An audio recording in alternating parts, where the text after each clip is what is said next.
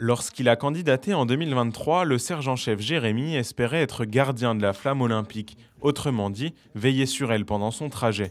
Il aura en réalité l'opportunité de l'approcher d'encore plus près, puisqu'il a été choisi pour en être porteur lors de son passage à Saint-Dizier le 28 juin prochain. Les Jeux Olympiques, on a tous rêvé, étant gamin, ou presque tous, surtout quand on est sportif, d'y participer.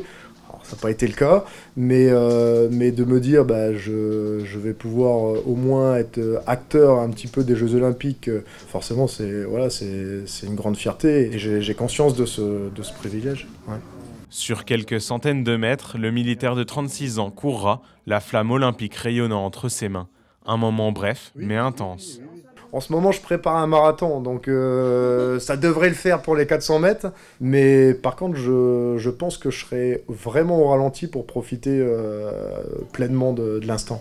Et acheminer un objet d'un point A à un point B, c'est une mission que ce militaire bragard connaît plutôt bien. Sur la base, Jérémy est chef d'une cellule logistique qui assure le soutien matériel des autres unités de la base aérienne. Il est bien en stock CRO, lui. Ouais. Stock SDZ CRO, ouais. Comme on dit bien souvent, il n'y a pas de sans logistique, sans mécano, l'avion ne peut pas voler, donc c'est indispensable. Voilà, que ce soit d'ailleurs pour la partie Rafale ou pour même les unités non aéronautiques, la partie logistique est indispensable. Et de plus en plus, on redispatche, on remet des logisticiens au cœur des ateliers et au cœur des unités. Rien qu'en observant son bureau, on comprend que Jérémy a une autre grande passion dans la vie. Une fois sa journée de militaire terminée, c'est effectivement dans le sport et plus particulièrement dans le judo qu'il va décompresser.